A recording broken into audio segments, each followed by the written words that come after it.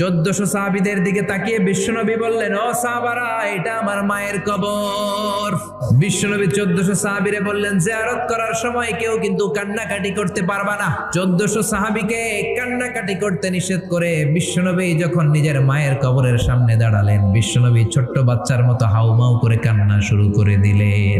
বিশ্বনবীর কান্না দেখে 1400 সাহাবাও কান্না শুরু করে দিল। বিশ্বনবী 1400 সাহাবীদের দিকে তাকিয়ে ধমক দিয়ে বলে, তোমরা কাঁদো কেন? সাহাবারা বলে, নবী, আপনাকে আমরা অনেক ভালোবাসি। আপনার চোখ দিয়ে দার দার করে পানি নামতে দেখলে আমরা আমাদের দুটি চোখ আর শুকনা রাখতে পারি না। বিশ্বনবী মায়ের আদর পায় নাই, কিন্তু মায়ের কবরের সামনে দাঁড়িয়ে ছোট্ট বাচ্চার মতো কেঁদেছে। মা বাবা আপনার সবচেয়ে বড় পীর, মা বাবা আপনার সবচেয়ে বড় দামি জিনিস। এই পৃথিবীর সব আল্লাহর ওলিগুলা যদি কোরআন খতম করে একটা গ্লাসের পানির মধ্যে ফু দেয়, আর আপনার জনম দুঃখিনী মা যদি শুধু বিসমিল্লাহ পড়ে আরেক